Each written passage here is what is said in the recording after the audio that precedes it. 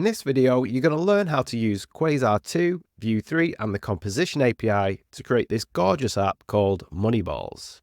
In this app, we can add an income entry by entering a name and an amount. So let's add spends from Granny and $500, and we see that entry appear on the page. Or we can add an expense entry by entering a negative number. So let's add adult diapers and minus $10.99. And all of our income entries are green and all of our expense entries are red, with all of the amounts beautifully formatted as currency. And we can also see a real-time balance of all of our entries down at the bottom here, which is again colorized and formatted as currency. And we can also swipe to delete an entry, and then we see this dialog which reminds us of the details of this entry. And if we click on delete, it will delete the entry. And we also see this notification at the top. In this tutorial, you'll use Quasar plugins, tons of Quasar components, the Quasar grid system, some custom composables, and much more. This video is taken from my course, Quasar 2 Cross-Platform Apps with Vue 3 and Pinia, which you can grab from makeappsacademy.com. This course is made up of 20 modules, and in this video, I'll be sharing the first 6. Thanks for watching, and I hope you enjoy this preview.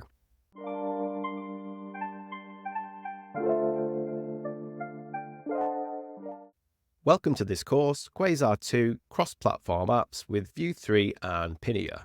In this course, you'll learn how to use Quasar version 2, Vue 3, the Composition API, and Pinia to create this beautiful cross-platform app called Moneyballs. In this app, we can add an income entry with a name and an amount, or we can add an expense entry by entering a negative number. As you can see, all of our income entries are in green and all of our expense entries are in red.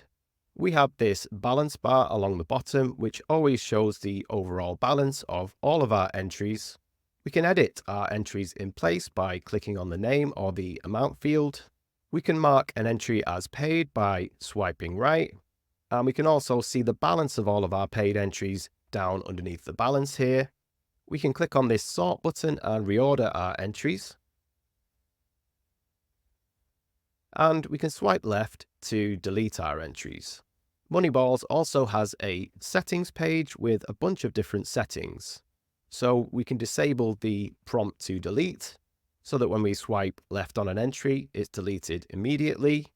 We have this show running balance option, which will show a running balance of all of our entries, which you can see underneath the amount fields.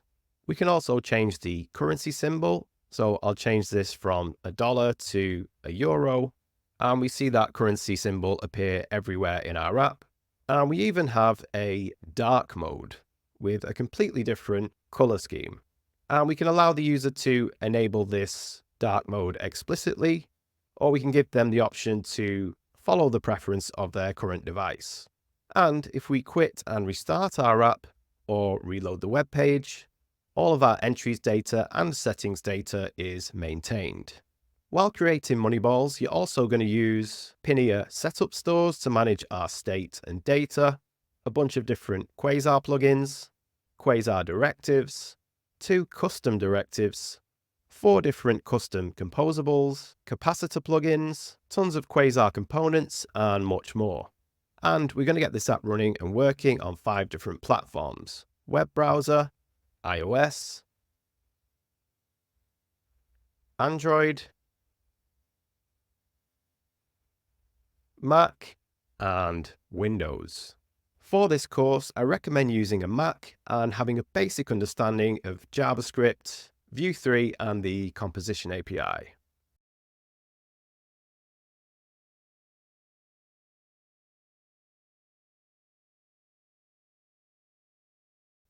What is Quasar, and how can we use it to quickly create an app for multiple platforms? Quasar is a framework for vue.js 3, which boasts hundreds of material components, such as this button component, which we can use to create almost any app. It also includes tons of helpful extras, such as plugins, like this dialog plugin, which we can use to easily display dialogues, notifications, loading screens. We can manage local storage, session storage, cookies, and much more. It also has platform detection, so we can make our app look and behave differently on different platforms. But my favorite thing about Quasar is that we can use it to create a vue.js app with a single code base and deploy it to many different platforms. So we can deploy it to the web as a single page application, a server-side rendered app, or a progressive web app. We can deploy it to a mobile app for Android and iOS using Cordova or Capacitor. We can even deploy it to a desktop app for Mac, Windows, and Linux using Electron.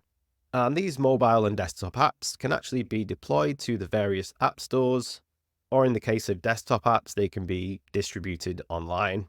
And you can now even use Quasar to create browser extensions for Chrome, Firefox, and other browsers. But in this course, we're going to be creating the Moneyballs app, which you've already seen, and deploying it to the web as a single page application. We're going to deploy it to a mobile app for Android and iOS using Capacitor. And we're going to deploy it to a desktop app for Mac and Windows using Electron. So let's get started creating our first Quasar 2 app. For this course, I recommend you have a basic understanding of Vue 3 and the Composition API. And I recommend you take my course, Vue 3 Composition API with Pinia, Firebase, and Vite, which you can grab at dannys.link/composition API, or you can watch the free version of this on YouTube at dannys.link/composition API free. In this course, I'm going to be using VS Code running on a Mac. And I'm going to be running all of my terminal commands within the ZSH terminal inside VS Code. And the relevant VS Code extensions I'm going to be using are auto rename tag, duplicate action, insert numbers, the make apps theme, which is the theme that you see here, the material icon theme, which gives us nice icons in our Explorer here, split HTML attributes, which allows us to quickly split all of our attributes and props onto a new line. Vue 3 support all-in-one, which gives us Vue syntax highlighting and all that stuff, and Vue extension box. And if you want to see the full list of VS Code extensions I'm using, go to dannys.link/VS Code setup. For most of this course, I'm going to be using Chrome with the vue.js DevTools extension. This will allow us to debug all of our Vue and Pinia code. And to get this extension, click on the three dots here, go to Extensions, visit Chrome Web Store, search for Vue DevTools, and you can see the extension here. Make sure you get this one, which doesn't have the legacy or beta logo on it. And once you have that installed, we should be good to go to get started.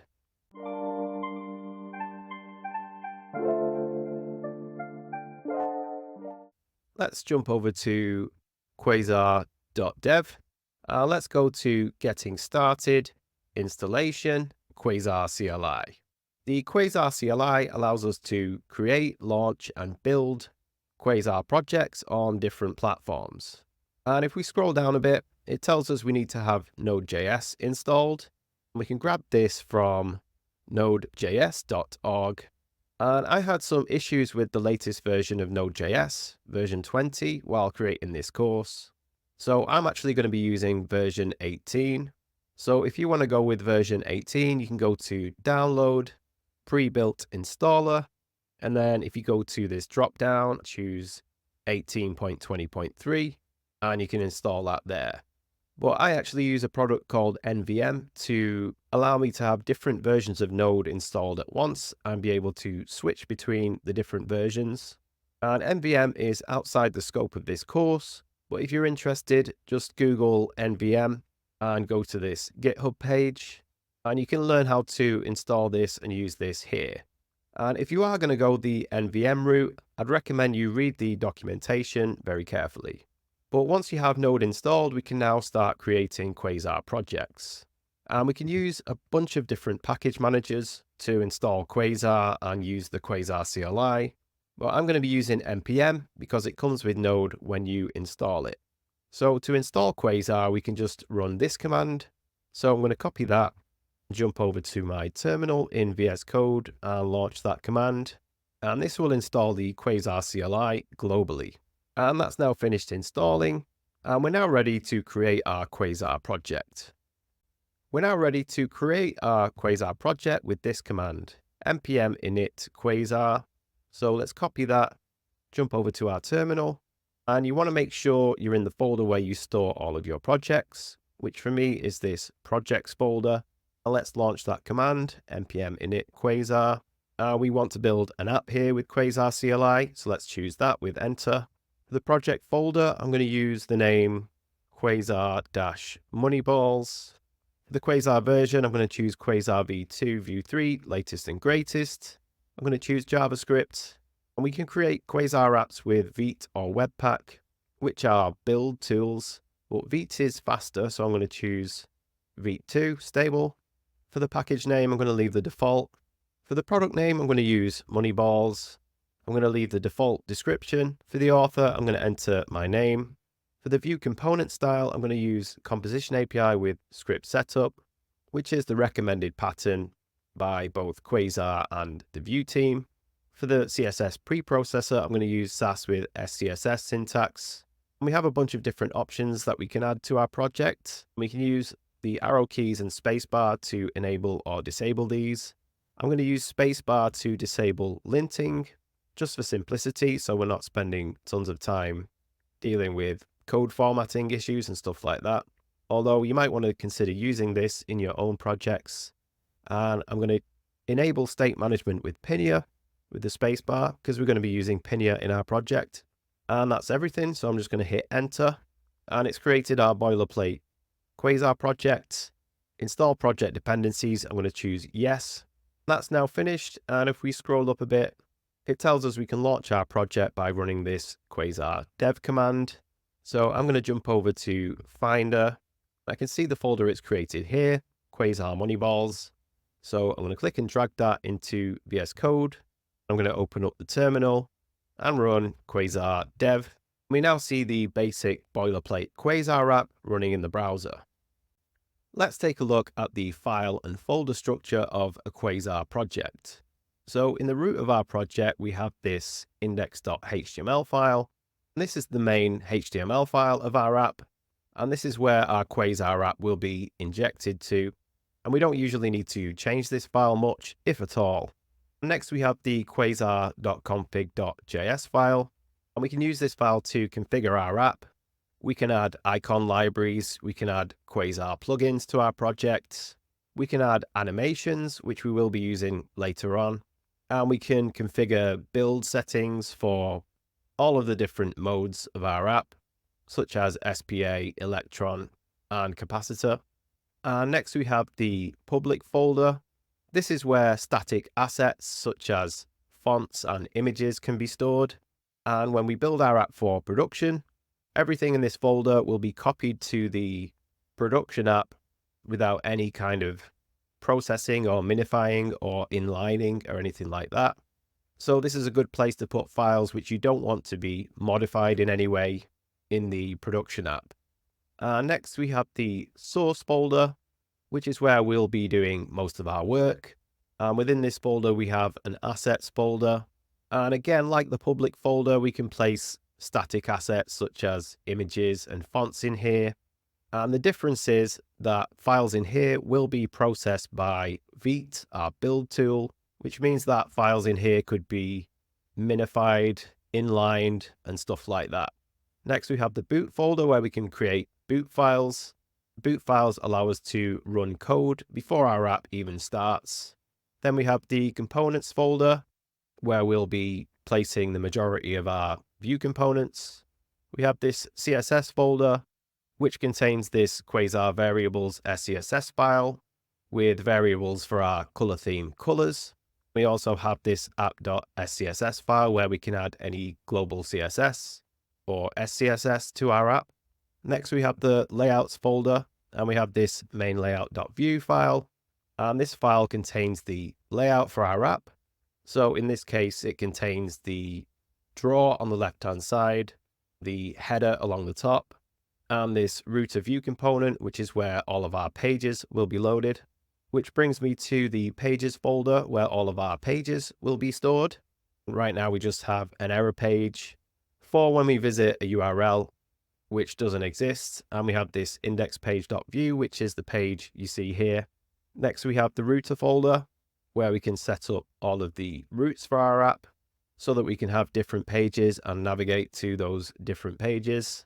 And next, we have the stores folder where we'll be placing our Pinia stores to handle our state management.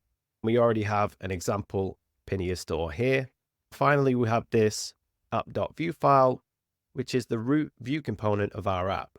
So this component will be loaded before any other component. So it's a good place to trigger code that you want to be fired as soon as our app starts.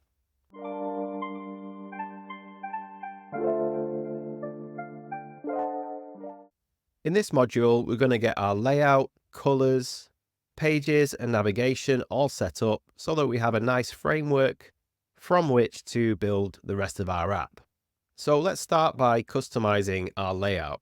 As I mentioned before, our layout file is in source, layouts, and main layout.view. Now, I would like this header to go all the way across the top of the page so that it sits above this navigation drawer. And we can adjust where the header sits and where the footer sits by modifying this view property on this QLayout component. And the Quasar site has a layout builder which we can use to generate the value for this view prop that we need. So let's jump to quasar.dev and we're going to go to docs, layout and grid, layout builder, and we have some options to choose from here. So yes, we want a Q header. Although we're not going to have a global footer in our app, we are going to add a footer to our entries page where we display the balance and the form for adding a new entry. So I'm going to leave this checked. And we do want a left side draw. We don't want a right side draw, so I'm going to disable that option. And we don't want these navigation tabs, so I'm going to disable that. Let's click on continue. And we can play around with these little options here to decide whether the header and footers go all the way across the page or whether they go beside the draws. And this footer is currently going all the way across the page, but this is only going to be displayed on the entries page. So I only want this to come up to the left draw here. So if we click on this little L here, you can see that the footer now only comes up to the draw, which is what we want. I think this layout is ready now, so we can just click on export layout. And we don't need all of this code here. We just need this value in the view property here. So let's select that, copy it, jump back to Moneyballs, and we'll paste in this view value and save that. And you can now see our header is going all the way across the top of the page. Now let's replace this Quasar app title here with the name of our app. And that's in this Q toolbar title component. So I'm going to replace this text with Moneyballs, save that, and we can see that updated. And let's also add a little icon next to this name, something to do with money, like a piggy bank or something like that.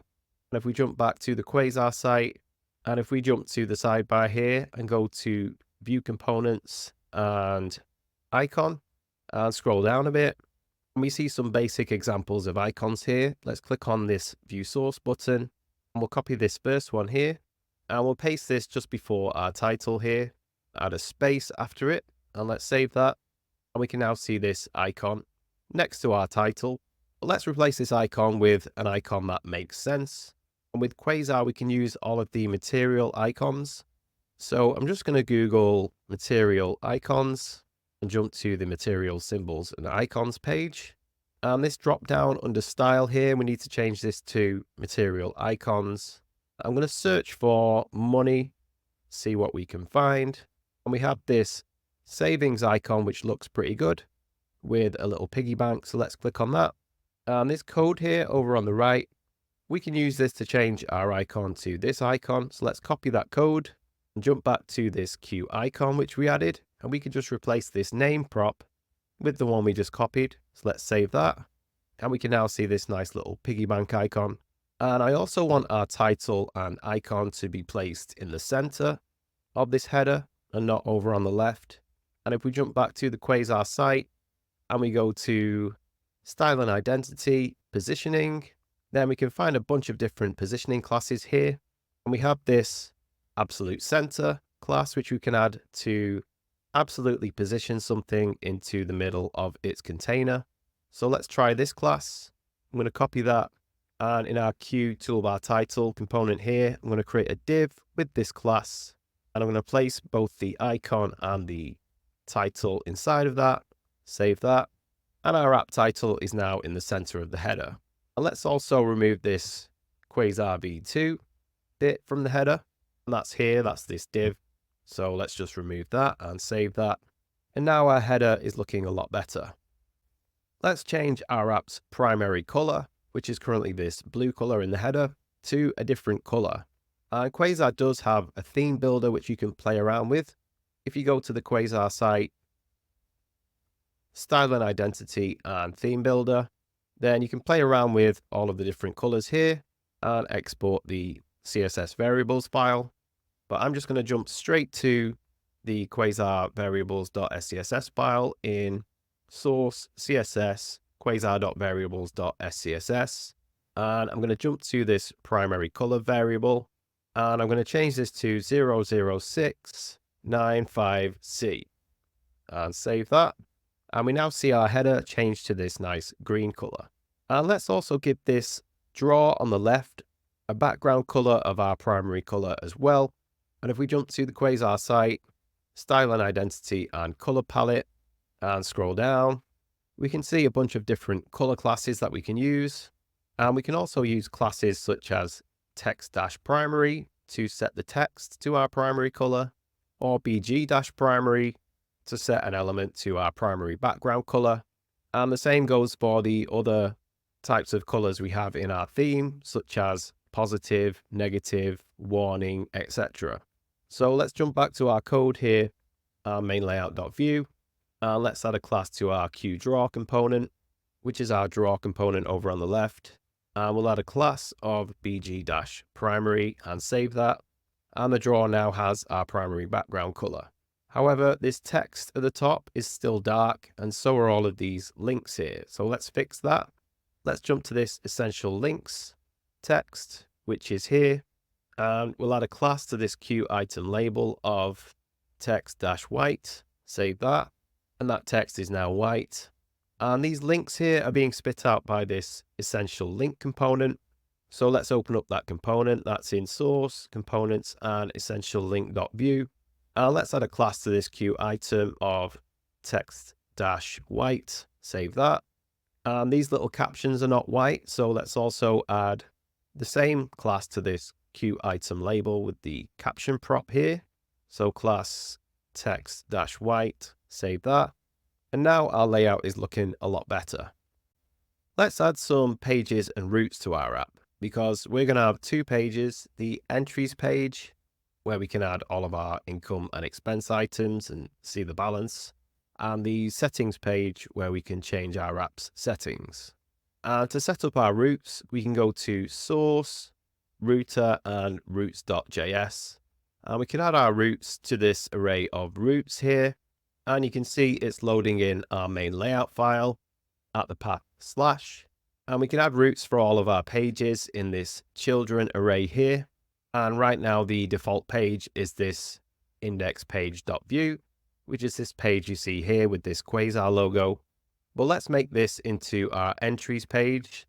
So let's jump to source pages indexpage.vue. Let's rename this to page entries.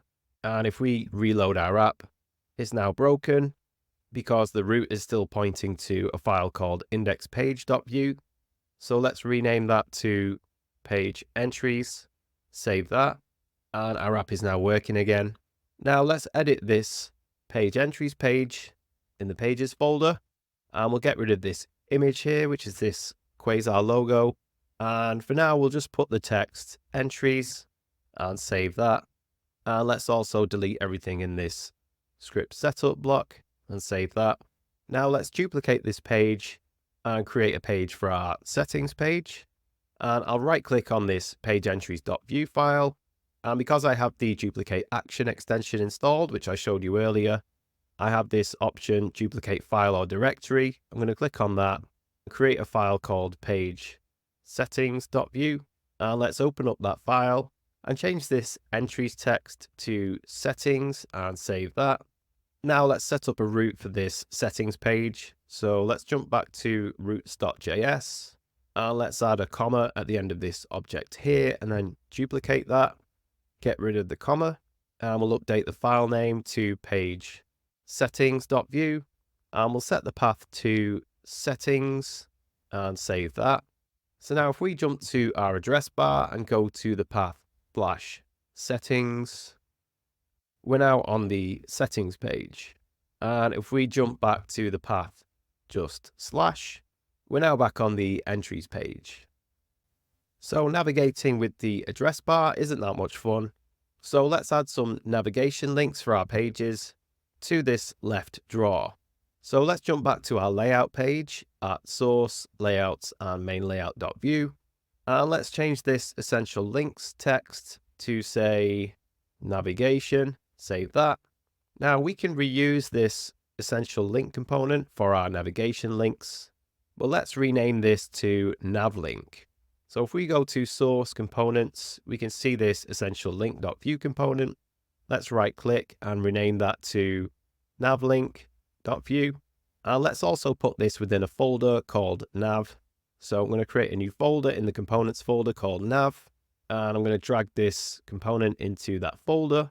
Now on our main layout.vue file, we need to update the import here in the script setup section. And we're going to be importing navlink. And we're going to be importing this from components /nav/navlink.vue. Save that, reload the page, and that's not working for some reason. Let's check our console.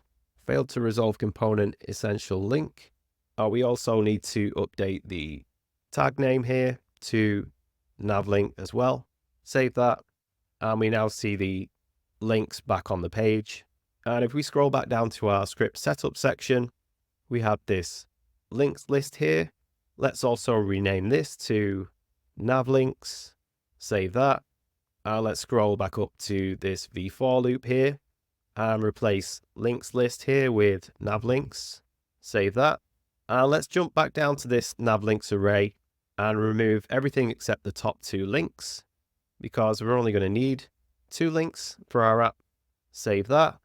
We're not going to need these captions in our navigation links. We're just going to have the icon and the name of the page. So let's remove these caption properties from both of these nav links and also remove the caption part from the navlink component. So let's open up navlink.vue and this is where the caption is displayed. So let's delete that. We can also remove caption from the list of props here. Save that. Now let's jump back to the navlinks array in main layout.vue. And the first one is going to be a link to our entries page. So let's rename docs to entries. And let's update the link. And this is going to go to the path /. Let's change the second link to settings for the title and set the link to the path /settings and save that. And let's improve these icons, make them a bit more appropriate. So for the entries navigation link, we can just use the same icon we used here. And the name for that was savings. So let's replace school with savings, save that. Let's jump back to the material icons page. Let's search for settings. And we can use this settings icon for the settings page. And the code is just settings. So let's copy that and paste it into this icon property here. Save that. Okay, now our icons are looking pretty good. Let's see if they're working. No, they're not working. When we click on a navigation item, it actually opens up a new tab. So let's jump to navlink.vue and see what's going on here. So there are 2 reasons these links are not working as intended. One reason is because it has the target set to _blank, which will open a link in a new tab. So let's delete that. And they're also using this href prop for the link in this QItem component. However, if we jump to the Quasar site and components and list items, and we jump to the QItem API, then we actually need to use this to prop if we want to use a view router link. So let's change this href prop to a to prop and save that. And let's see if these links are working. Click on the settings link and we're on the settings page. Click on the entries link and we're back on the entries page. So these links are now working. However, there's no active state to show us which page we're actually on. And if we go to the entries page and inspect this QItem here, if we look at this A element here with a class of QItem and click on this class thing here, we can see it has a class of q-router-link-exact active. Whereas if we jump to the settings QItem here, it doesn't have that class. And if we actually jump to the settings page, then this settings link now has this class. So we can use this class to style our links differently when they are active. So let's add some CSS to style our active links. And we're going to jump to source, CSS, and app.scss. And I'm going to remove this comment and I'll add a comment which says draw nav, and we'll target the q-draw element because our draw here has a class of q-draw, as you can see here. And in fact, all of the Quasar components usually have a class which matches the name of the component. And if we jump back to main layout.view, you can see the qdraw has the same name as this class, q-draw. So that's just something to keep in mind when you're adding CSS. So let's jump back to our CSS file. So within the qdraw element, we're going to target the q-item element and then increase the opacity when they're active. So let's set all of these QItems to an opacity of 0.6 by default. And you can see these have faded out a little bit. And now what we want to do is target these QItems, which also have a class of q-router-link-exact-active, which is the class we saw before on the active links. And for these, we'll set the opacity to 1. And we now have a nice active state for our links. Now, our draw doesn't need to be this wide because our links are not very wide. So let's reduce the width of this draw.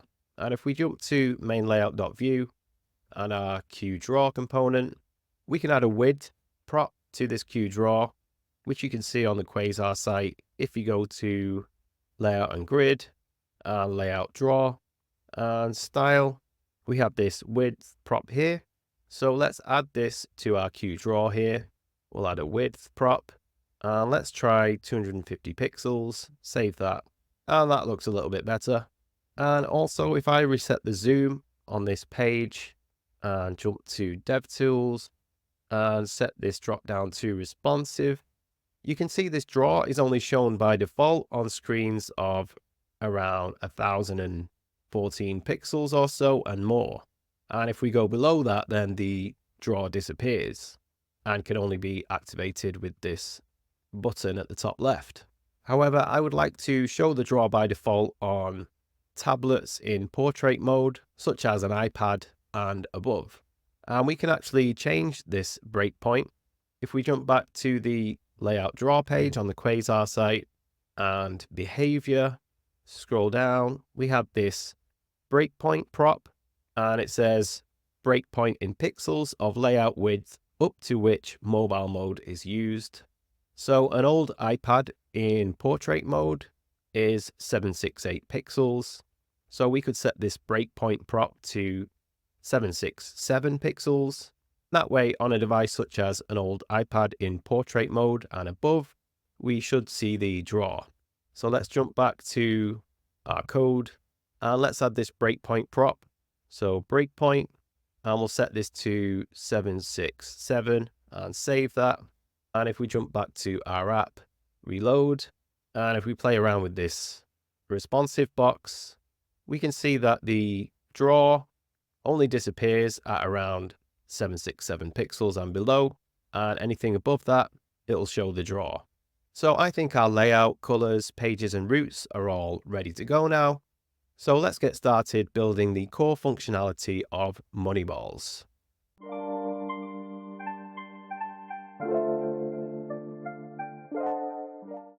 Let's start working on our entries page. Let's start by creating a list of entries.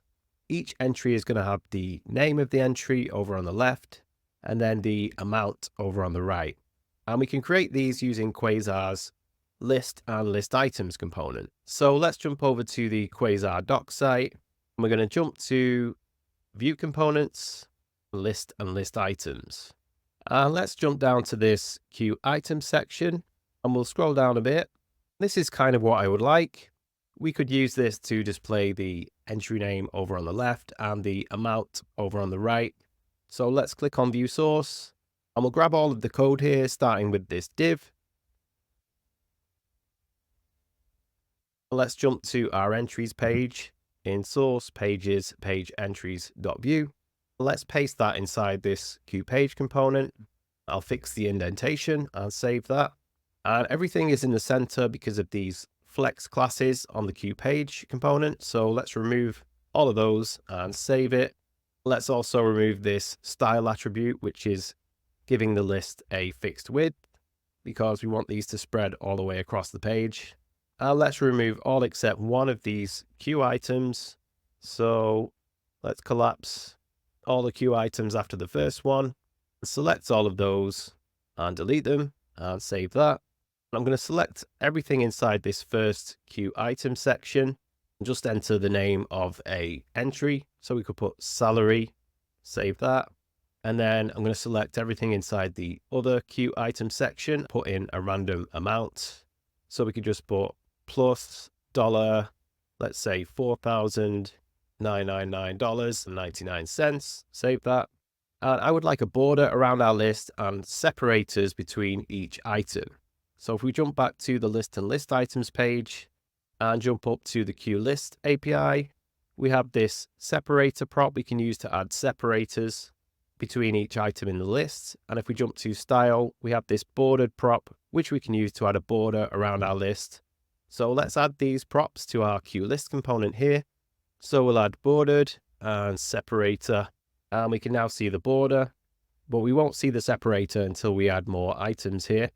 And this amount is not in line with the name here. It's pinned to the top, and that's because of this top prop on this queue item section. So let's remove that and save that. And now let's set up a ref to store all of our entries in an array. So I'm going to jump to the script setup section, and I'm going to add a block comment here, which says imports. This block comment thing is just a snippet I've set up in VS Code. We're going to need to import the ref module from Vue. And let's add another block comment here, which says entries. And we'll create a const called entries, set that equal to a ref. And this is going to be an array. And we'll put each entry in an object with a few different properties. So we'll have an ID property, a name property for the entry name, and an amount property for the amount. Just set that to 0 for now. Let's create a bunch of these. So I'm going to select this object and duplicate it 3 times. And let's add some unique IDs. We could just use ID1, ID2, etc. So I'm going to select all of these ID values, and I'm going to add ID. And then I'm going to use the command palette to use the insert numbers extension, which I showed you earlier, which will insert numbers for us. By the way, to do multiple selections like that, just click in the first place you want to select, hold down the Alt key on a Mac, and click the next place you want to select, and the next one, and so on. And the keyboard shortcut might be different on Windows. Let's add some names and amounts. Let's add one called salary, and set that to 4999.99. And we'll add one for rent, set that to -999. And we'll add one for phone and set this to -1499. And finally, we'll just add one called unknown and leave this as 0. So let's save that. So now let's display these entries on the page using a v-for loop. So I'm going to jump back up to this queue item and add a v-for directive. And we're looping through the entries array we just created, so we could do v-for entry in entries. And so as it's looping through this array, it's going to assign the object that it's currently looking at to this entry placeholder. So in order to spit out the name here, we could just do entry.name. So let's replace salary with double curly braces and entry.name. Save that. We can see all the names on the page. Let's do the same for the amount. So I'll select this text here, double curly braces and entry.amount. And we also need a key property on this v-for list, which needs to be unique, which is why we added these IDs here. So we'll set the key equal to entry.id. Now save that. And we can now see all of these entries on the page. So our entry amounts are not formatted as currency. We don't have the currency symbol and we don't have commas to split up larger numbers. And if we have a round number, it doesn't show .00 at the end. So let's create a function to format these numbers as currency and make them look a lot more presentable to the user. So let's jump down to our script section. I'll create another block comment here, which says currencyfy. We'll create a function called currencyfy, and this function is going to receive an amount, a number such as this one, and it's going to format this amount as currency and return it as a string. So I'll just add a comment here to show the formatting that we want to go for here. So if it's a positive number, as in an income entry like salary, then I want it to have a plus symbol at the start, then the currency symbol, then a space, and then the number formatted as currency, such as 4,999.99. And then if it's a negative number, I want it to have a minus symbol, then a space, then the currency symbol, and then the number formatted as currency, such as this. But for now, let's just return the value that we're passing in here. So let's just return amount for now. Save that. Jump up to here where we're displaying the amount. Let's just wrap this entry.amount in this currencyfy function. Save that. And all of our amounts are being displayed exactly as they were before. Okay, so let's format this number as currency. And we can do this with JavaScript's toLocaleString method. So I'm going to create a const here in this function called amount formatted. And we're going to set this equal to the amount variable that we're passing in here. But we're going to fire the toLocaleString method. And we need to pass in a country code here. And we could use en-us for US. Let's return this amount formatted at the end and see what it does to our numbers. Save that. Okay, so you can see that it's added a comma to this salary amount here, but it's not added the decimal numbers after this -999.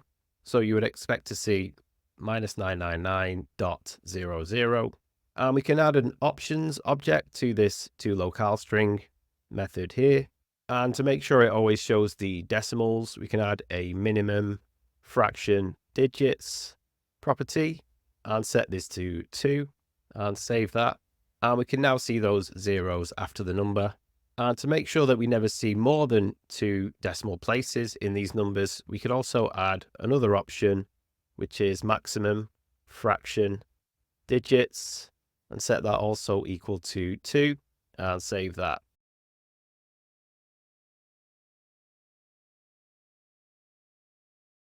Okay, so these numbers are formatted as currency, but we don't see a plus symbol at the start of our positive entries, like we have here in this comment.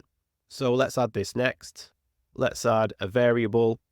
We could call this pos_neg symbol, because this could be positive or negative. We'll set that equal to an empty string. And if this amount that we're passing in is positive, then we want this to be a plus. And if it's negative, then we want it to be a minus.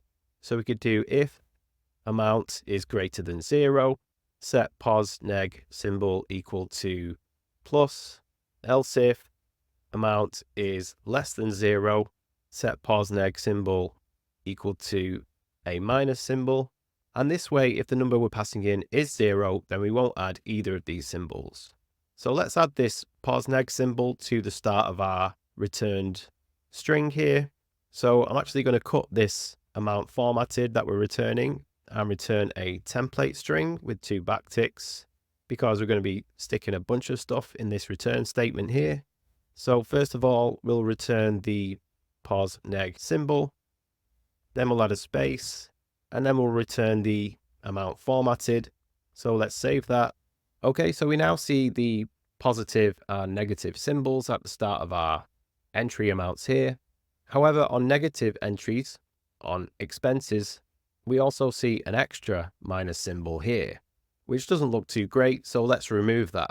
So what we could do is make this amount positive by using the math.abs method, which will remove this minus symbol.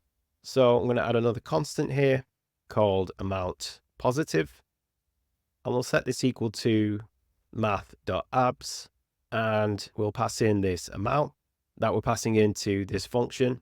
So if we're passing minus 999 into this function, such as with this rent entry, then this is going to convert that into the positive number of that, so just 999, which will remove this minus symbol. So then when we format this number as currency, we want to do it on this amount positive number. So let's replace amount here before this toLocale string with amount positive. So let's save that. And we now only see one minus symbol on our expenses. And the only thing we need now is the currency symbol, which we want to display after the positive or negative symbol.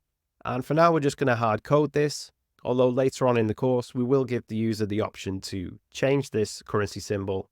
So let's add another constant here called currency symbol. And for now, we'll set that to the dollar symbol. Let's tidy up all of these constants, put them all into a single const statement by using commas to separate them.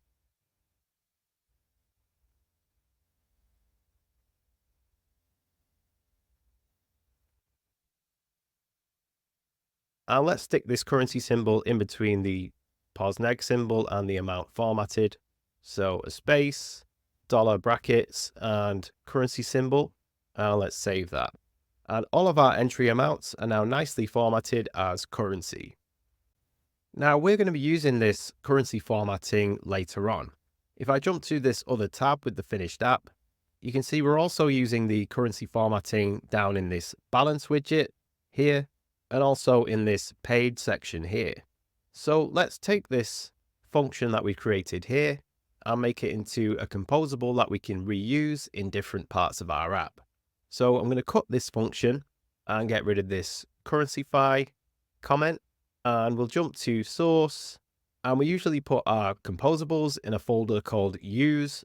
So inside the source folder, let's create a folder called use, and inside that we'll create a new file, and our composable file names should start with the word use. So we could call this use currencyfy.js, and let's paste in this function that we cut, and let's rename this function to use currencyfy and save that. And now if we jump back to page entries.vue, we need to import this composable.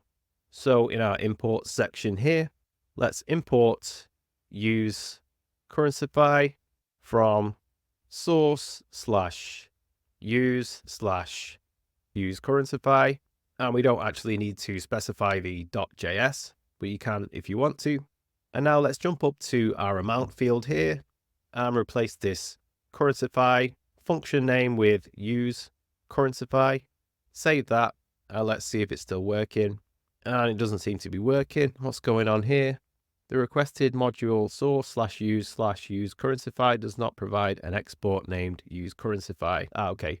We just need to jump back to our composable here, use currencyfy, and export this function by just adding the export keyword at the start.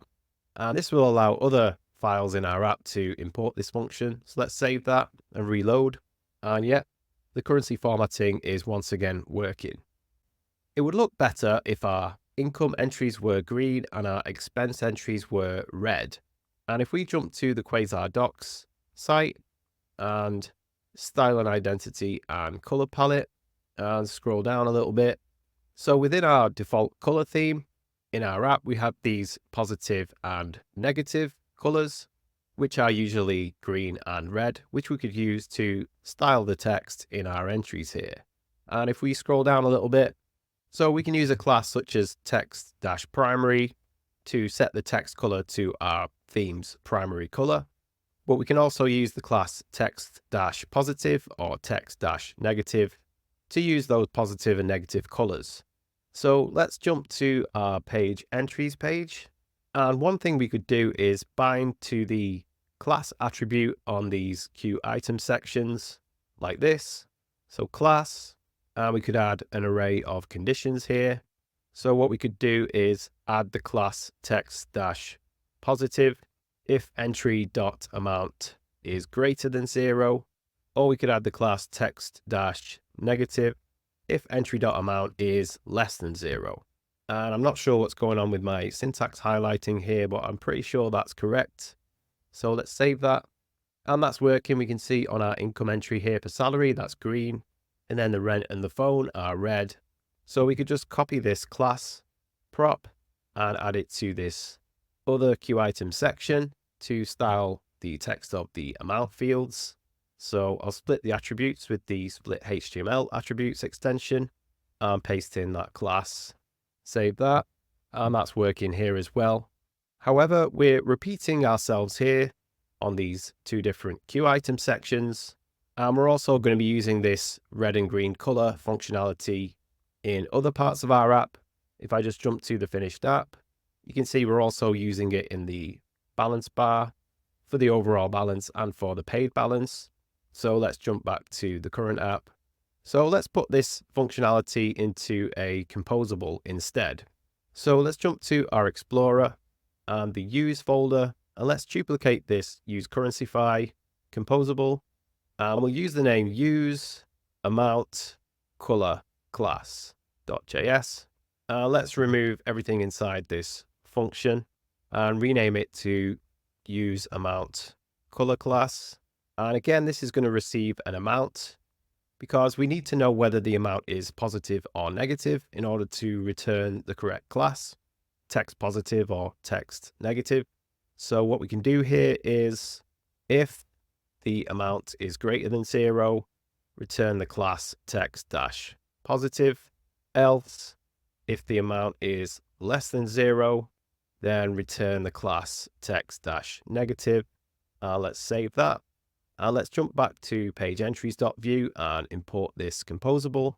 So I'll duplicate this line here and replace use currencyfy with use amount color class. Save that. Let's jump up to our queue item sections here. Select everything in these class props in both of these by holding down the Alt key. And now we can just put use amount color class and then pass in entry.amount. Save that.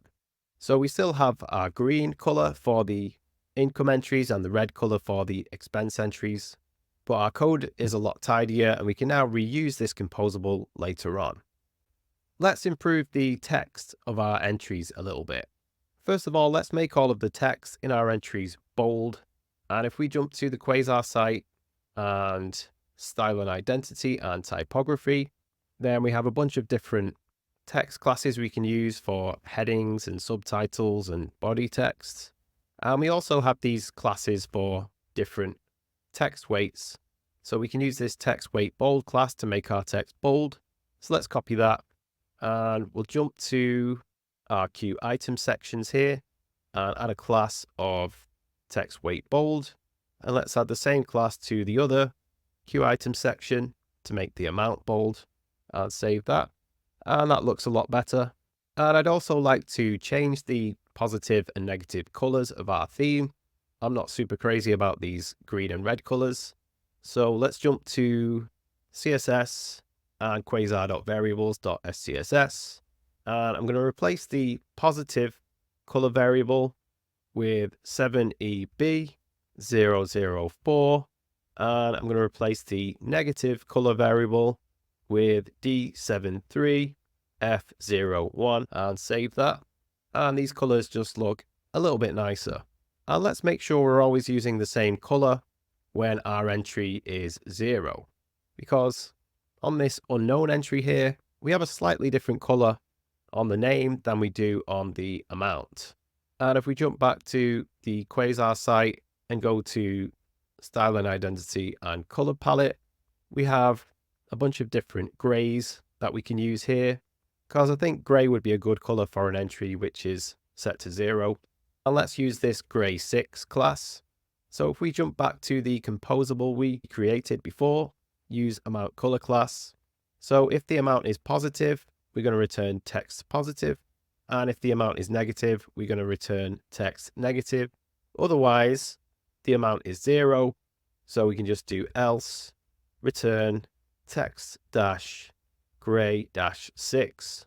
And if we save that, and if we look at this unknown entry, we can see the colors for the name and the amount are now the same. Let's add a form for adding a new entry. And we'll put this inside a QFooter component so that it always docks to the bottom of our page.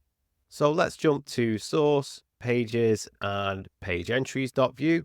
And right at the bottom of this QPage component, let's add a QFooter component. And for now, we'll just put the text add entry form and save that. And we can see that footer has been added to the bottom of our page.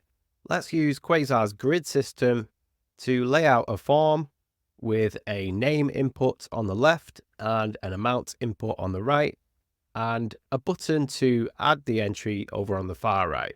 So let's jump to the Quasar docs and layout and grid row.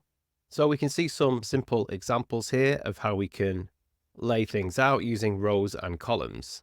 So if we click on view source here, for this first example with 2 columns, all we need to do is create a div with a class of row, and then inside that, divs with a class of col to create the columns. So let's jump back to page entries.vue and this QFooter component, and we'll add a div with a class of row, and we'll add some divs with a class of col, and let's add 3 of those. And in the left column for now, I'm just going to put the text name input. And then in the middle column, I'm going to put the text amount input. And then in the third column, I'm just going to put the letter B for now. And we're just going to have a little button in there later. So let's save that. And we can now see these columns at the bottom of the page. However, at the moment, these columns are equal width. They're all taking up 1/3 of the width of this footer. But I want this column with our button to shrink down to the width of whatever's contained within that column, which will be a little icon button later. And to make a column auto size to its contents, we can just add a class of col-auto. So I'll save that. And this column for the button is now right over to the right. Okay, let's add an input for the name field.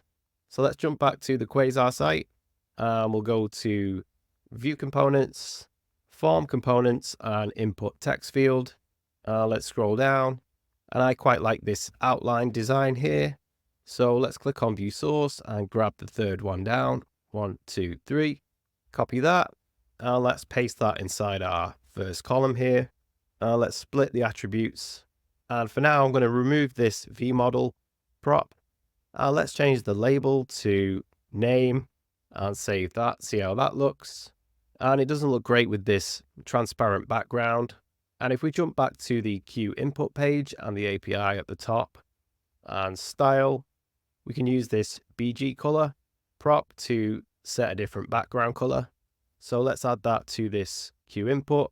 So BG color, and we'll set this to white. Save that. And this Q input looks kind of big and it's taking up all of the space of this footer. So let's add some padding around our form. So let's jump to this div with a class of row we've added here. And Quasar has a bunch of different classes we can use to add padding and margin. And these all start with Q dash. So if we want to add padding to the left side, we can use PL, or to the right, we can use PR, PT for the top, or PB for the bottom. We can use PX for horizontal padding, left and right, or PY, vertical padding, top and bottom. If we want to add padding all around, we can use PA. And then we can just use dash, and then either XS for extra small padding, SM for small padding, MD for medium padding, LG for large padding, and XL for extra large padding. And I'm just going to add some small padding all around, so let's save that.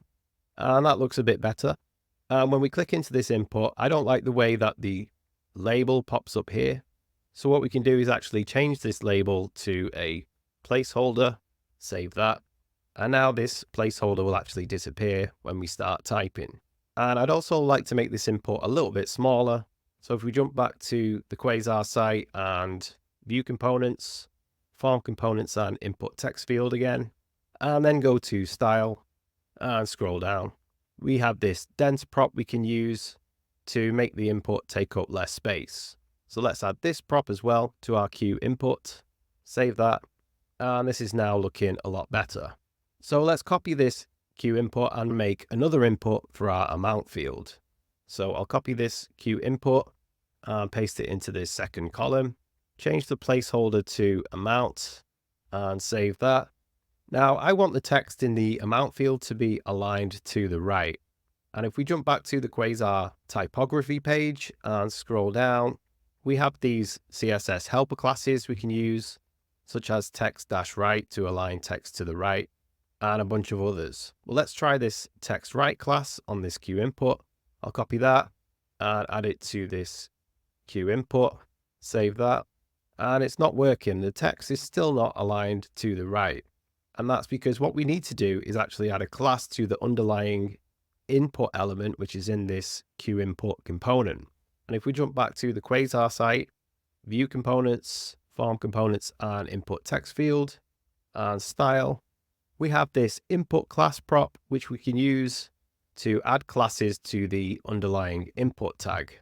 So let's instead change this class attribute to an input class prop and save that.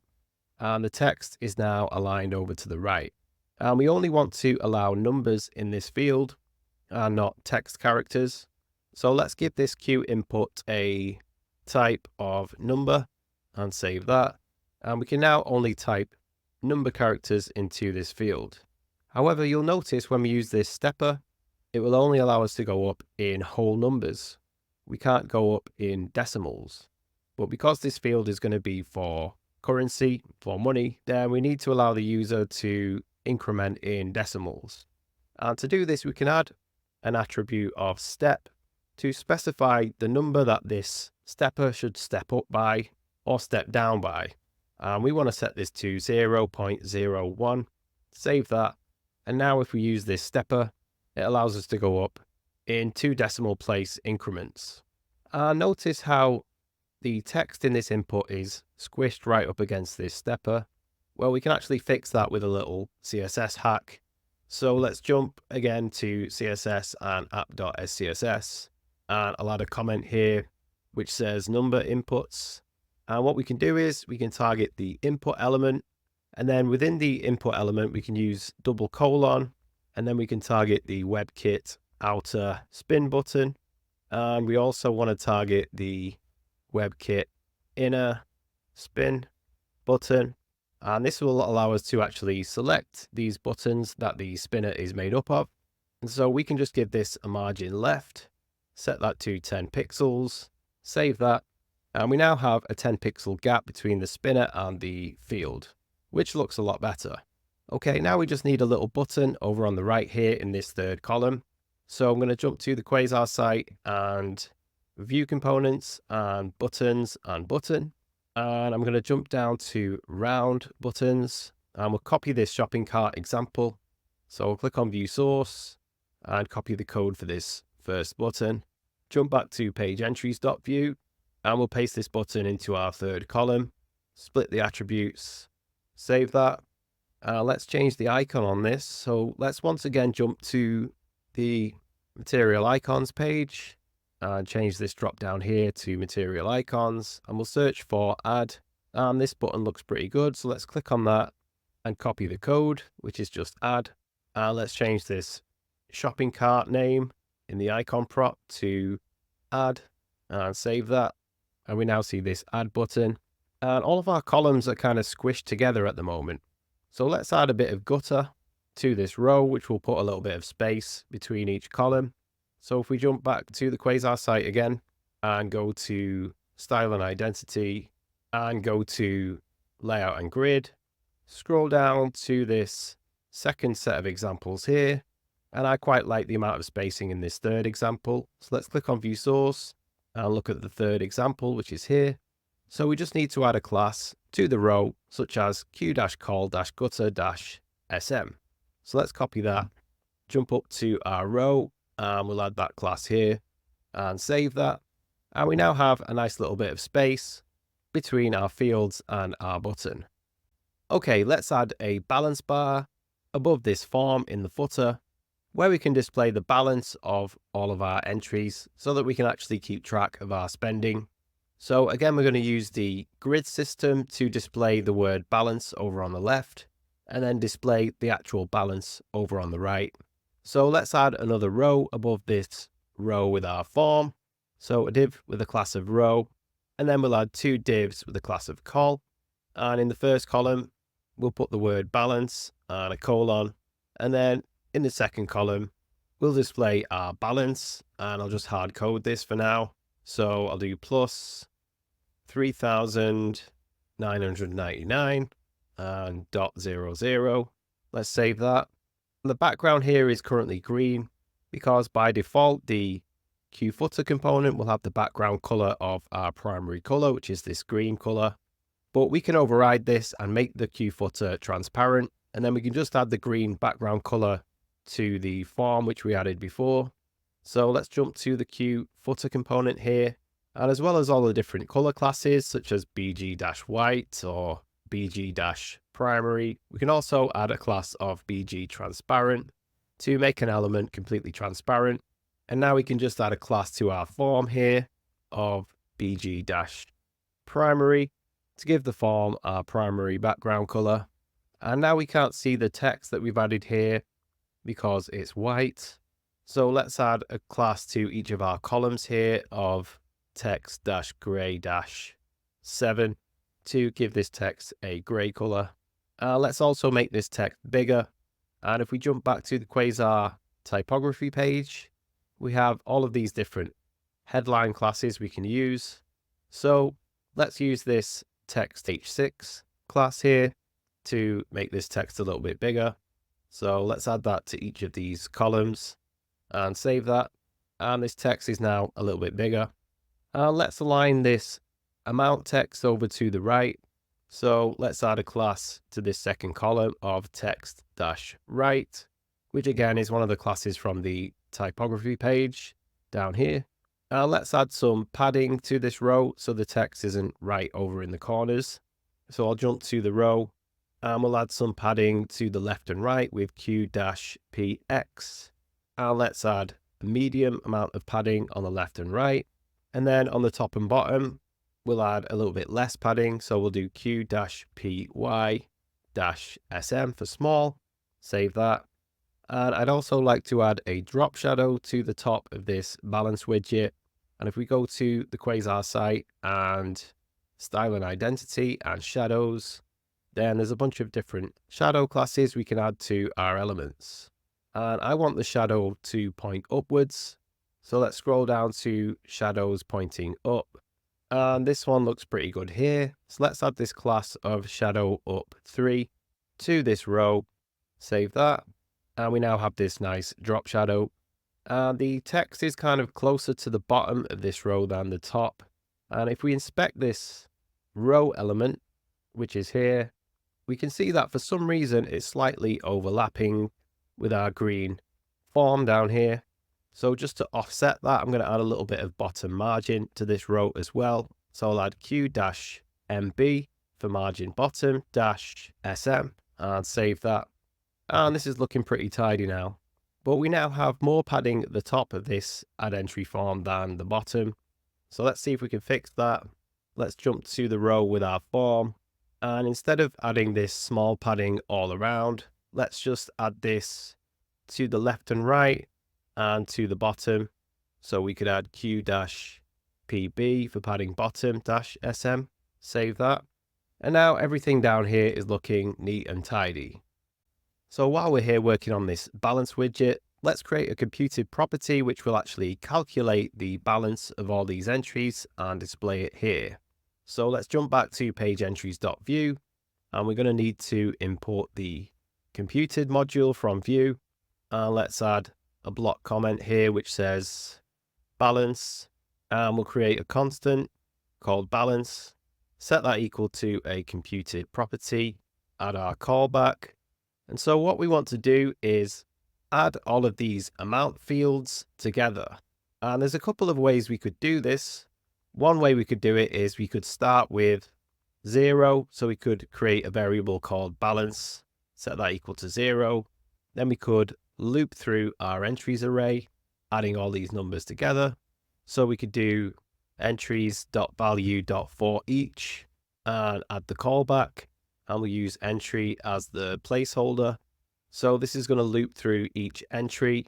And if I just log out the entry, and to see the logs, we're going to have to actually use this computed property. So let's copy the word balance and jump to our balance widget here and replace this hard-coded balance with double curly braces and balance. Save that. And you can see in this for each loop, it's looping through each of our entries. And we have our amount fields here. So what we could do is balance equals balance plus entry.amount and save that. Reload. Oh, and we also need to return this balance variable at the end. So return balance. Let's save that. And that seems to be working. That looks like the right balance for these entries. But there is a more eloquent way we can calculate this balance using the reduce method. So I'm going to get rid of all this, and instead I'm going to add entries.value, and we're going to fire the reduce method on this. And the first parameter is a callback with an accumulator parameter and a current value parameter. Let's add the arrow function. And we can add a second parameter after the callback with the initial value. So we'll set this to 0. And so what this is going to do is it's going to loop through every item in this entries array. And whatever we return on each iteration of this loop here is going to become the new value of the accumulator. And then the final value of this accumulator, once it's gone through every item in this array, will be returned. So let's just add return here. So just so we can see what's going on with this reduce method, let's just log out accumulator and we'll log out current value and save that. Reload. So you can see on the first iteration, the accumulator is set to 0 because we specified that here in this parameter. And the current value is set to our entry object for the first item in this array. And on the second iteration, accumulator is undefined because we didn't return anything here. And the current value is set to the second entry in our array, and so on. So what we want to do here is return the accumulator on each iteration, plus the amount property in this current value placeholder. And we can actually destructure the amount from this object in current value by replacing this with curly braces and amount. So if I now log out amount instead of current value and save that and reload, we can see all of the amounts being logged out on each iteration. So now all we need to do is return the accumulator plus the amount and save that. And we now have the same functionality, but with less code. So let's also colorize this balance and currencify it as well with our two composables, which we created earlier for these amount fields here. So if we scroll up, we're already importing both of these composables. So let's first of all currencify this with the use currencify composable. So we can just jump up to where we're displaying the balance here and wrap that in this use currencify. composable and save that. And we now have our currency formatting on the balance. And then to colorize it with our other composable, let's split the attributes on this div and we'll bind to the class attribute and we'll use our amount class composable, which is called use amount color class. So use amount color class, and then we'll just pass the balance into that. So let's save that, reload. For some reason that's not working. Let's inspect this. So it is adding this text positive class, but it looks like it's being overridden by this text gray-7 class. So let's remove that from our class attribute here and save that. And the balance is now green. And if we jump down to our entries and change our rent to 9,999, save that. The overall balance is now negative and we now see it in red. And I'll just change that back before we move on.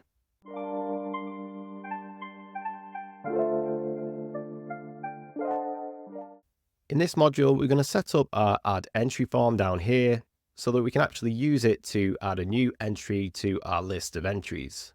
So first of all, let's set up a reactive object to store our form data for these two fields.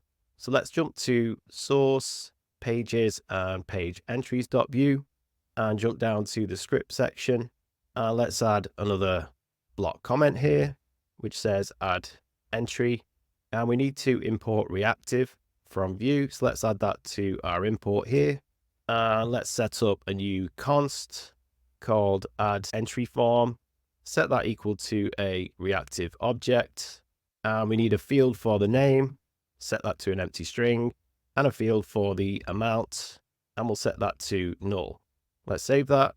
And now let's bind these properties to the fields in our form.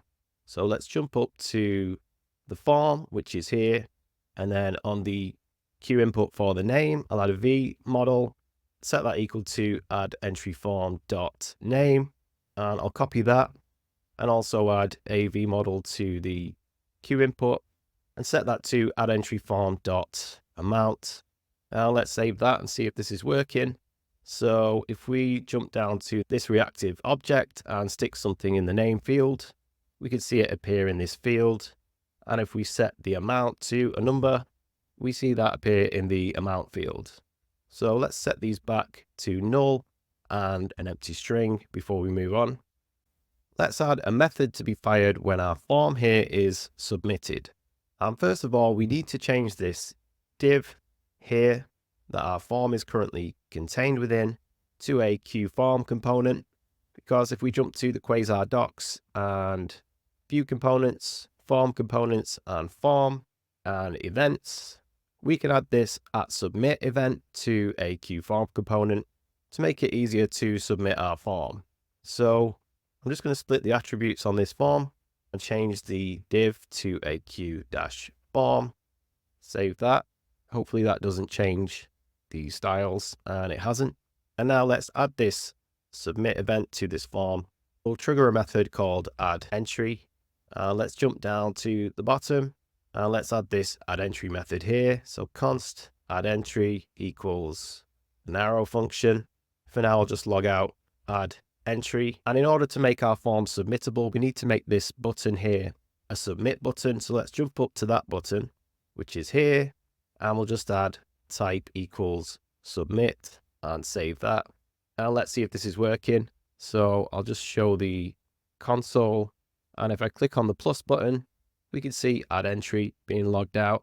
Or if I hit enter in either of these fields, again, we see add entry being logged out. So now in this add entry method, we want to create a new entry object like these objects that are in the array and then push it to this array.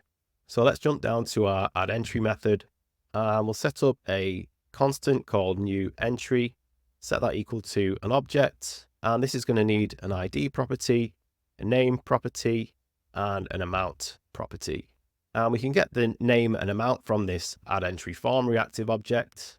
So we can set the name to add entry form dot name, and we can set the amount to add entry form dot amount. But for the ID, we're going to need to generate a unique ID. And Quasar has a utility for this. So let's jump to the Quasar site and we'll jump to Quasar utils. And I think it's in other utils. We have this UID method that we can use. So all we need to do is import UID from Quasar, and then we can just fire this UID method to generate a unique ID such as this. So let's jump up to our imports and we'll import UID from Quasar. And now we can just fire this UID method to generate a unique ID. So let's jump back down to our add entry method. And let's replace this empty string here with UID parentheses. And for now, let's just log out this new entry object. Save that. Let's enter a name and a value and hit enter. And we can see the new entry being logged out here. We have the amount, a name, and the unique ID. So now we just need to push this new entry to our array of entries here in this ref. So all we need to do is entries.value.push new entry. Let's save that and see if it's working. So I'll enter eBay sale, set that to 199.99, hit enter, and we can see the entry added to the list. However, it's messed up our balance here. These entries definitely don't add up to $3.9 million. So let's fix that in the next video. So we've added this entry here, eBay sale, with a value of $199.99, and our balance now says over $3 million. So what's going on here? So let's jump to the Vue DevTools by clicking on these arrows and then View. And let's jump down to this page entries component. So that's going to be in main layout, queue layout, queue page container, router view, and page entries. And we can now see all of the data which is on this component. And if we look down at our entries array here, if we jump down to the bottom one that we added here, we can see the amount has been added as a string. We can tell that because this value is surrounded in quotes. Whereas if we look at these hard-coded entries which we added, there are no quotes around this number, so we know this is being stored as a number. So we need to make sure the amount that we enter into this field is stored as a number. And if we jump to the Quasar site and view components, form components and input text field, and if we jump down to input types, we have this input of number type. And if we click on view source, you can see that all we need to do to make sure the value in this field is submitted as a number is add this .number modifier to our v model. So let's add that to our amount input, which is here. So we can just change this model to vmodel.number and save that. Let's reload the page and try that again. So eBay sale and 199.99. And we now see the correct balance in the balance area. And if we look at our array of entries in Vue DevTools, we can see that the amount is now being stored as a number. After we submit this form and add our entry, we can see that the old values are still contained in these inputs. It would be better to reset this form and clear out these fields. But first of all, I just want to tidy up our add entry method, because we can actually turn this line into a one-liner using object assign. So I'm just going to comment out this code for now. And what we can do instead is again set up a constant called new entry, but we'll set this equal to the object.assign method. And the first parameter is the object we're going to assign to. And we're going to create a new object here. So I'll set the first parameter to an empty object. And then after that, we can add as many parameters as we want containing objects to assign to this empty object.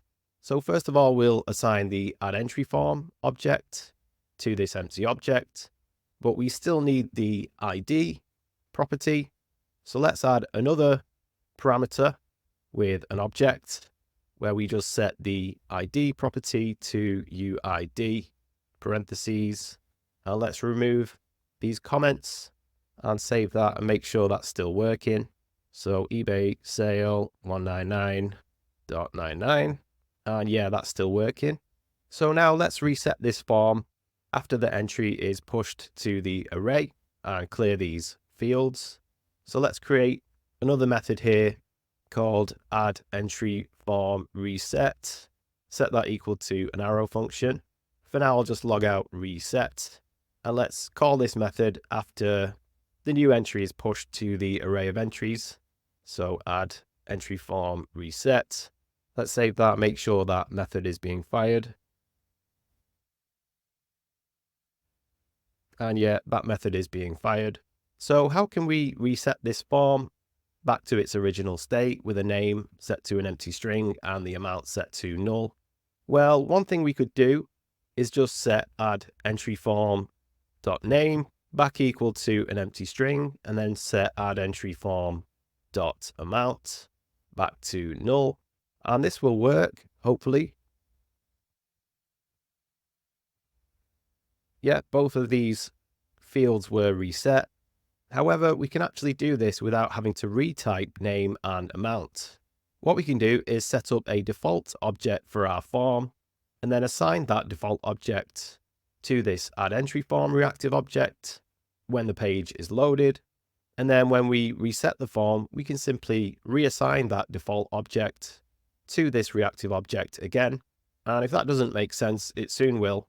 So let's add another constant above the add entry form, and we can call this add entry form default, and we'll set this equal to just a basic JavaScript object, and we'll copy in these default name and amount properties, and then we want to assign this object to this reactive object.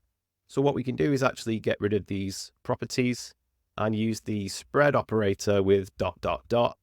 and pass in this add entry form default, which will basically copy the properties from this object into this reactive object.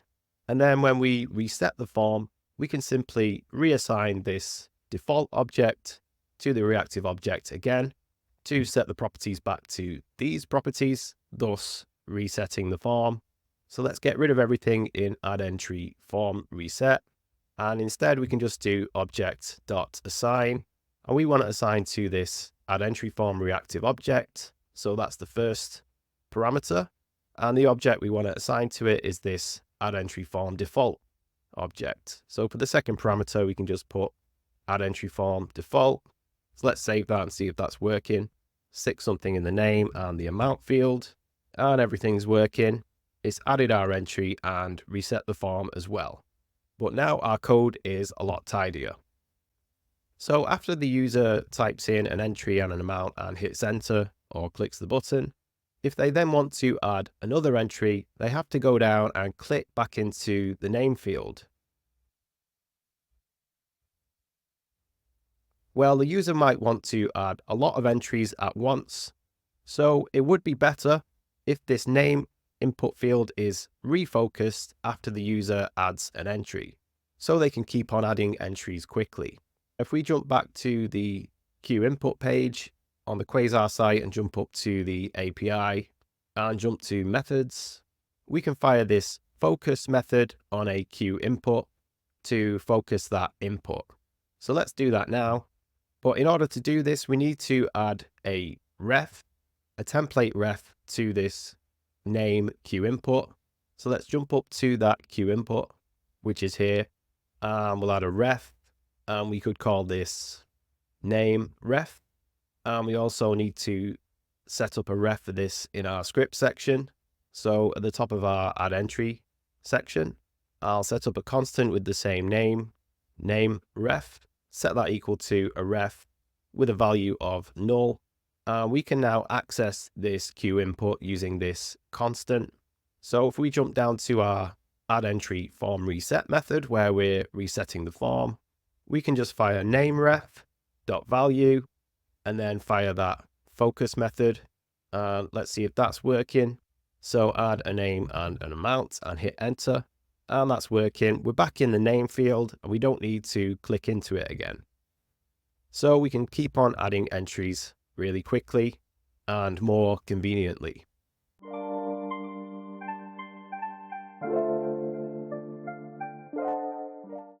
So we can add entries, but we can't currently delete entries. And I think it'd be pretty cool, especially for mobile, if we could swipe on an entry to delete it. And we can achieve this with Quasar's slide item component. So let's jump back to the Quasar site and components and slide item. Let's scroll down to the examples. So you can see we can swipe these list items either left or right, and then we can do something afterwards. So let's look at the code for this first example here.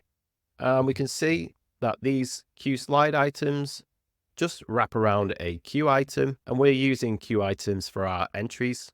And we have these two slots here to determine what should appear on the left side and the right side. So let's copy this code up to this second template here. So we'll copy that and we'll jump up to our entry queue item, which is here, and we'll paste this code above that, and let's indent this queue item, and we'll add the closing tag for this slide item at the bottom here. So queue-slide-item, and save that. Let's see if that's working at all. We have a warning here. Property on right was accessed during render, but is not defined on the instance. That's because we have these methods here which are fired if the item is swiped left or right, and we don't currently have these methods set up, but we can just ignore those for now. Let's see if the swiping is working, and it's not working because it's actually swiping all of our entries left and right instead of individually. And that's because our v-for loop here is within this queue slide item. So it's basically spitting out all of our entries here within one of these queue slide items. So what we can do is just move the v-for loop and this key prop to the queue slide item instead of the queue item. So let's split the attributes on this queue slide item, and we'll cut this v-for and this key prop and paste them into this queue slide item instead. Fix the indentation and save that. Now let's see if that's working. And yeah, that's working. We can swipe these individually left or right. Okay, so let's set this up so that when we swipe left on an entry, it will delete our entry. But first of all, let's make this orange area with the clock icon look like it actually means delete. So we could make this red and maybe use a little bin icon or something like that. So if we jump back to the slide item page on the Quasar site and scroll down a bit, we have this custom colors section. And this one has red and purple. And if we click on view source, to achieve those colors, they've just added these left color and right color props to the queue slide item. So let's copy those and add them to our queue slide item. And we could use our negative and positive colors on these. So for the left color, I'll set that to positive, so it's green, because we're actually going to use that left side and that right swipe later on for some different functionality. And then we'll set the right color to negative, save that. And the left swipe is now showing this red color, and the right swipe is showing our green positive color. So let's replace this clock icon with a delete button. So we'll jump to material icons once again, change this drop down to material icons, and let's search for delete. And we could use this bin icon here. So let's click on that, and the code is just delete. So let's copy that and jump to this right slot here and change this alarm icon to a delete icon, save that. And we now see that delete icon there. And we're not going to do anything with the right swipe for now. So just for now, I'm going to comment out this left slot here and also remove this at left event as well. And this should stop us from being able to swipe right, which it is, but we can still swipe left, and we can now focus on our delete entry functionality. So when the user swipes left on an entry, before we actually delete that entry, in case the user made a mistake, let's prompt the user to make sure they want to delete this entry. First of all, let's create a method to be fired when this entry is swiped left, and that method is going to be triggered by this @right event.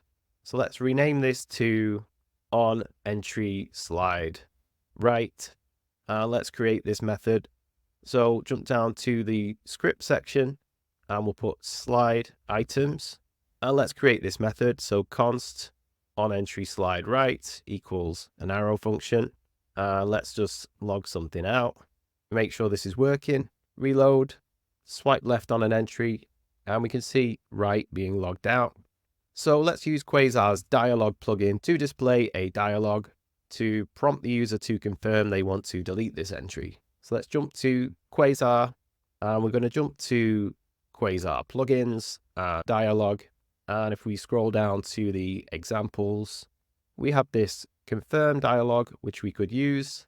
So let's look at the source for that and jump to the script panel.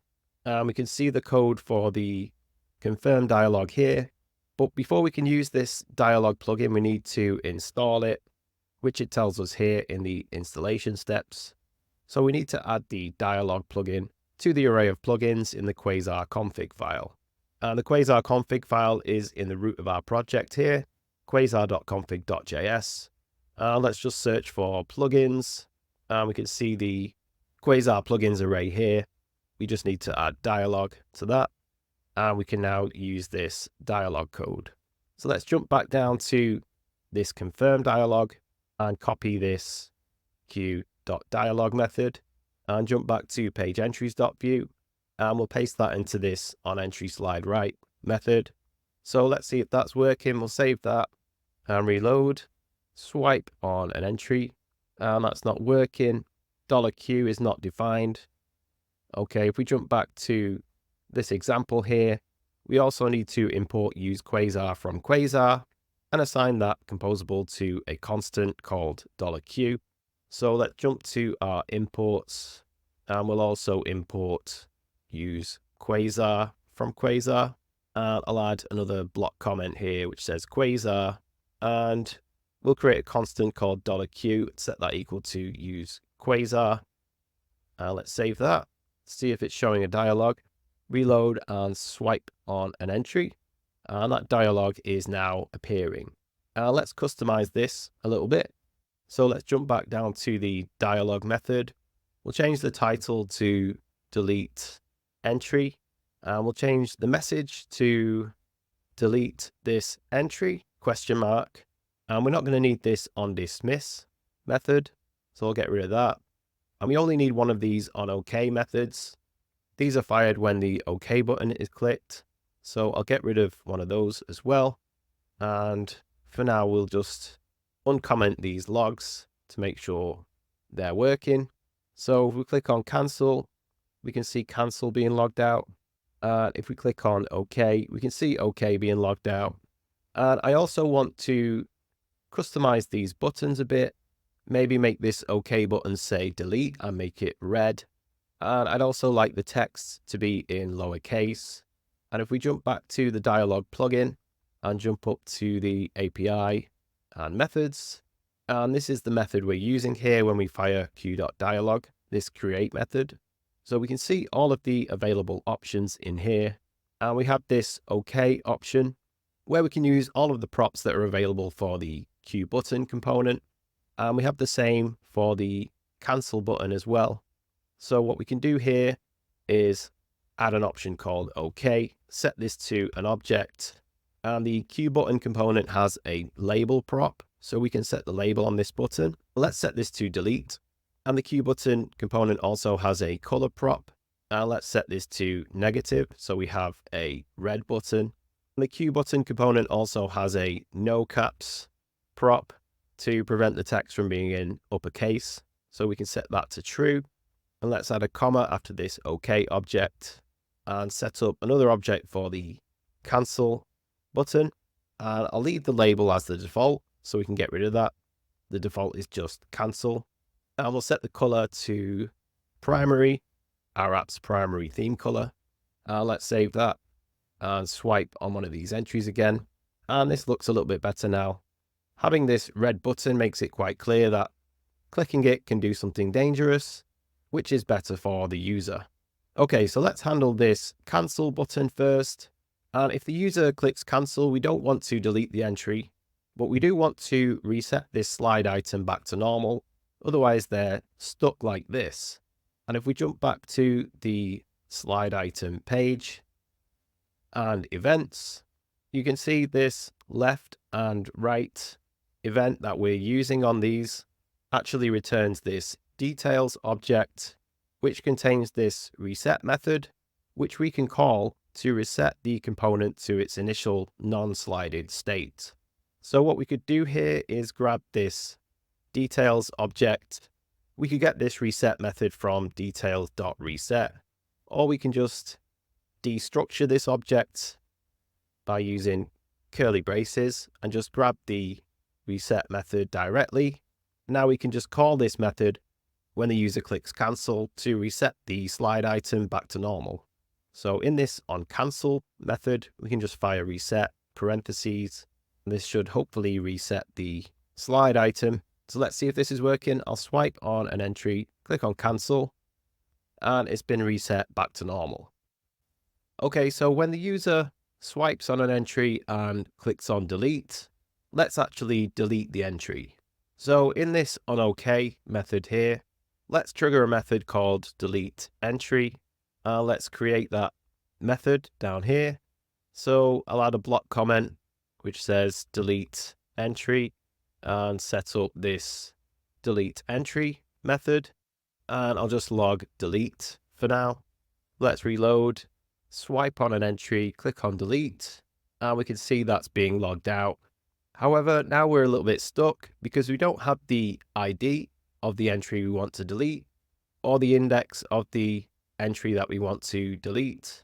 However, if we jump up to our slide item and this write event, what we can do here is add parentheses to this method name and pass in the default event data using the $event keyword.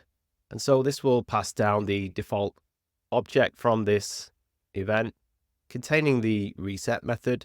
And we can now send an additional parameter to this onEntrySlide method as well.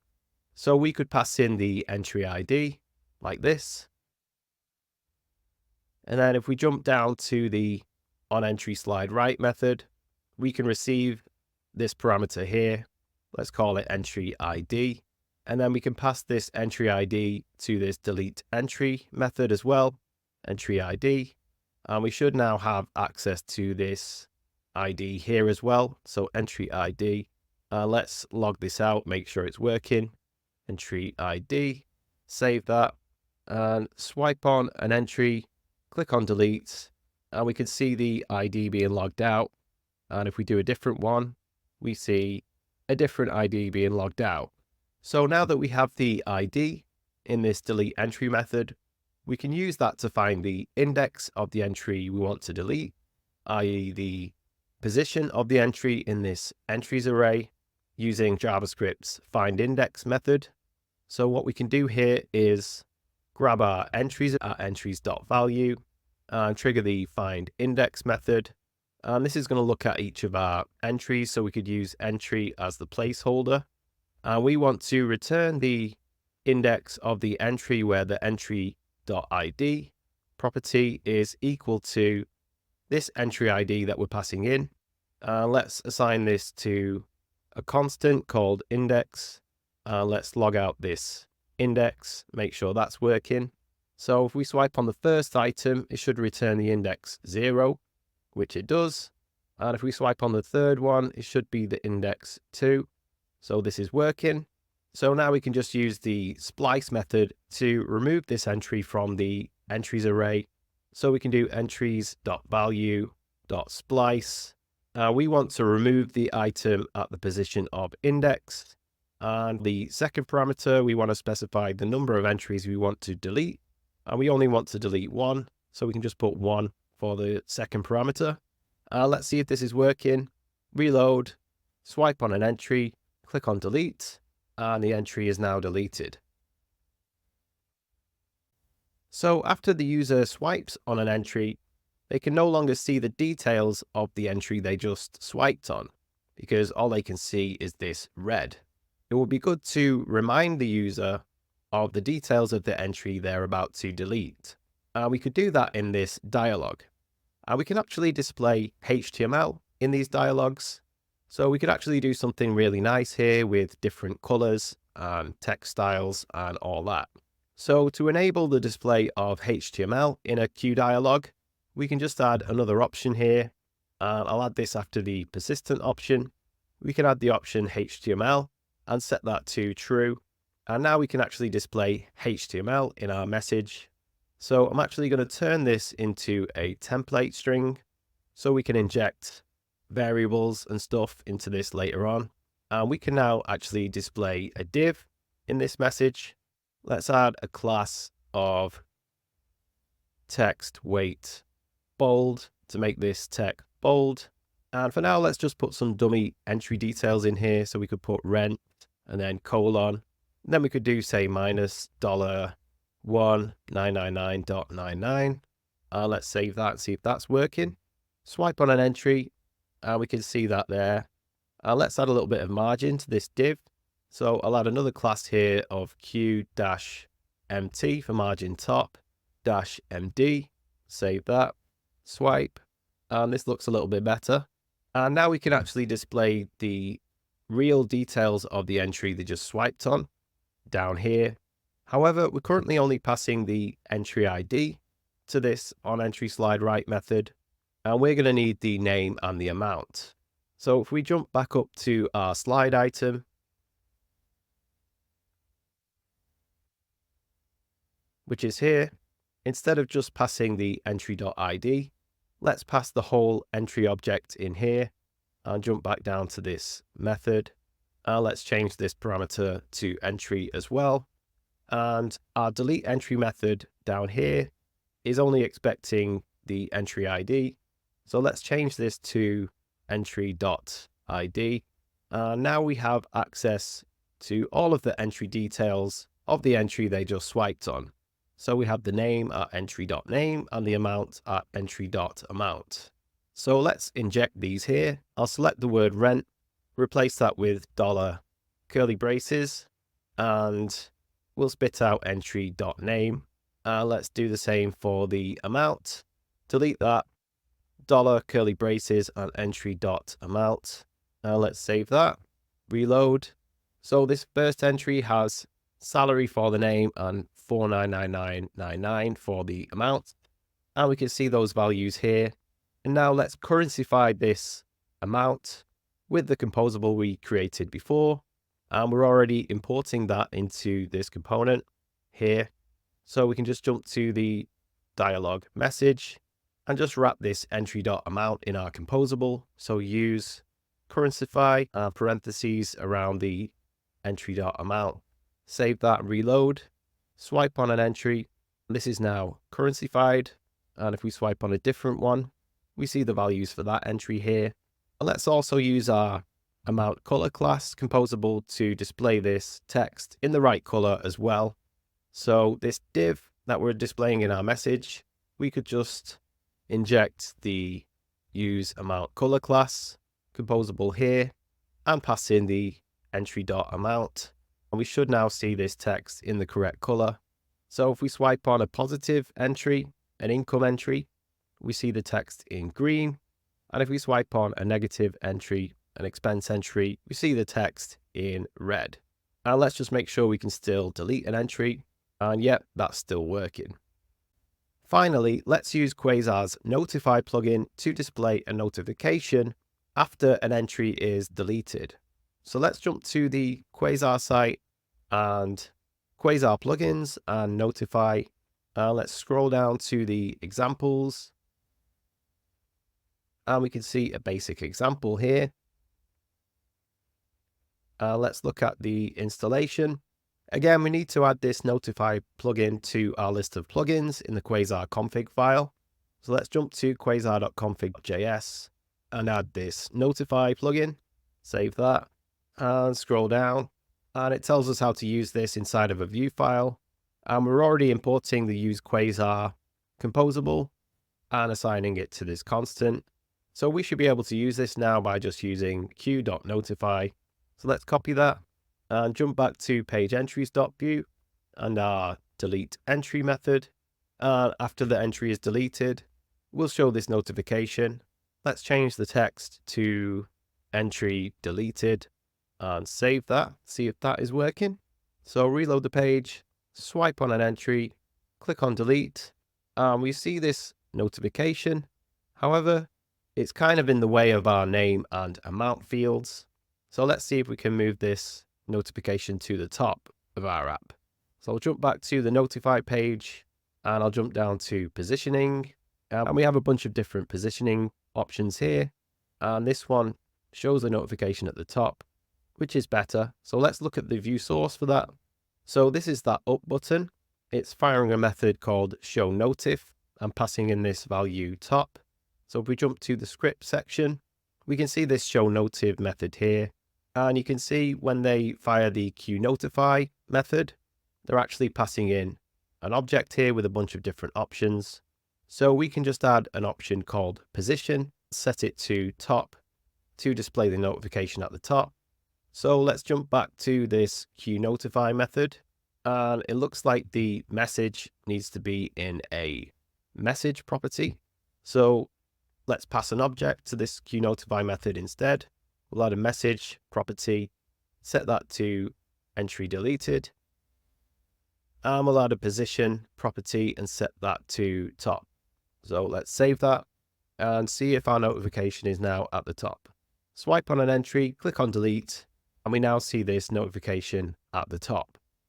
In the rest of this course, modules 7 to 20, which you can grab from makeappsacademy.com. In module 7, you're going to add state management to the app using a Pinia setup store, where you're going to move all of your entries, data, computed properties, and methods into state, getters, and actions. In module 8, you'll break up your app into child components, with individual components for the balance widget, the add entry form, and an individual entry. And you'll also add a new child component to display this no entries yet widget. In module 9, you'll add the ability to edit your name or your amount by just clicking on it and editing the value in this queue pop-up edit component. And we can do that for both the name and the amount. In module 10, you'll add the ability for the user to swipe on an entry and mark it as paid. And you can see that's now struck through and changed color. And you'll also display the paid balance at the bottom as well under the main balance. In module 11, you'll add the ability to sort the entries by clicking on sort and dragging them around with these handles. And we'll do that using Vue.3 sortable. In module 12, you'll improve the app with some custom directives and animations, such as the animation that appears when there are no entries left, and the animation that appears when we add our first entry, when we see the balance widget slide up. In module 13, you'll add a settings page, and we'll create a new Pinia store to manage this page, and we'll add options to disable the prompt to delete so that entries are deleted immediately without the dialog. We'll allow the user to change the currency symbol, and we can see that updated everywhere in the app. And we'll add an option to show a running balance, which will appear underneath each entry. And in module 14, you're going to add this beautiful dark mode to the app with a completely different color scheme. And we'll give the user the option to enable dark mode explicitly or to follow the preference of their device. In module 15, you'll make your entries and settings data persist, even if the browser or the app is closed and restarted. In module 16, you'll generate icons for the app using Icon Genie, build the web app for production and deploy it to a web server. And in module 17, you'll create a Mac version of Moneyballs using Electron, where we will customize the menu, add an option to the menu, and add a keyboard shortcut as well. And we'll also add some inter-process communication between the main process and the renderer process before building it for production. In module 18, you'll create a Windows version of Moneyballs, In Module 19, you'll create an iOS version of Moneyballs, you'll fix any issues, and you'll display some real native dialogues in the app using the Dialog Capacitor plugin. You'll generate icons and splash screens and build it for production. And in Module 20, you'll generate an Android version of Moneyballs and build it for production. Go to makeappsacademy.com and click on this course, Quasar 2, Cross-Platform Apps with Vue 3 and Pinia. Thanks for watching, and I'll see you in the next one.